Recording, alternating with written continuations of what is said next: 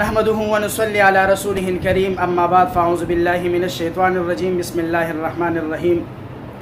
ज़ बहैसियत सदर जमीयत तलबा इस्लाम ज़िला चारसदा दा कमा वाक़या چې نن سبا تاسو وینئ په سوشل میډیا باندې د امیر تاکال باره کې صحیح ده چې امیر د تاکال والا د پولیسانو ډېره بېعزتي کړې وه او AC پسې DC سیچو د ټولو پسې کنځل کړي خو لیکن کله چې دا واقعه وشوله نو پولیسانو په امیر تاکال والا باندې چافه ووهله. امیر تاکال والا هغوی په گرفت کې راغی، هغوی گرفتار کړلو. چې کله امیر تاکال هغه دوی تاڼې ته بوتللو نو دوی په تاڼه کې دله ښه سزا ورکړې ده، ښه وهل ټکولې ورکړي دي. بیا هغوی د په دغې باندې مړه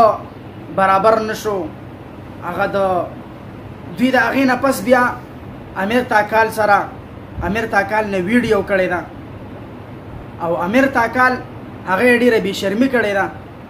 او بیا یې د هغوی بیا د پولیسوالو د هغوی نه ویډیو کړې ده او هغه ویډیو په هغوی باندې د دوی صوت برابر نشو نو بیا سوشل میډیا باندې هغوی وایرل کړه. نو زه د خیبر پښتونخوا بیا خصوصا د پښتنو دوی چې کوم هغه د امیر تاکال سره کوم ظلم وکړلو، انشاءالله مونږ ټول د خیبر پښتونخوا عوام پښتانه هغه ټول هغوی سره په دې کې ولاړ دي او هغه ټول د دوی مذمت کوي. لیکن د پښتون دا شان نه دی، پښتون هیڅ کلم دا د چا غیرت د چا شرم د دې سره ملوث کیږي نه یا د هغې سوچ هم نه لري. لیکن تاسو ته معلومه ده چې د پولیسوالو د امیر سره کم حرکات وکړل،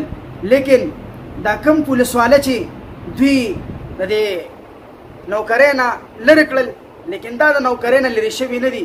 لیکن که دا خبره په سوشل میډیا باندې لږه ښکته شوه، لږه ختمه شوه، نو واپس به دوی په خپلو پوسټونو باندې ولګي. زه د دې خیبر پښتونخوا د حکومت نه دا اپیل کوم چې امیر تاکال والا ته دې پوره انصاف ملو شي او زه د دې ټول قوم پښتون چې کوم دی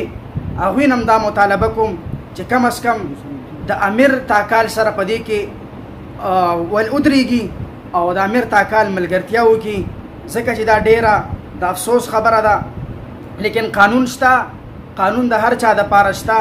خو په تاڼه کې قانون نشته، تاڼه کې انصاف نشته، هغوی د سزا سره کار څه دی. لیکن دا خبرې چې د دوی بېعزتي وشوله نو په کار خو دا وه چې دوی عدالت ته تللی وي او دوی چې څه قسمه سزا امیر تاکال ته ورکوله نو هغوی به ورکړی وي. زه د دې واقعې ډېر زیات مذمت کوم او د جمعیت طلبه اسلام د ضلع چارسدې د ټولو طرف نه حسن زه د دې جمعیت طلبه اسلام د طرف نه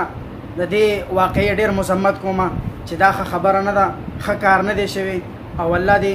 د امیر تاکال سره د خپل انصاف معامله په خپله وکړي. واخر دعوانا الحمدلله.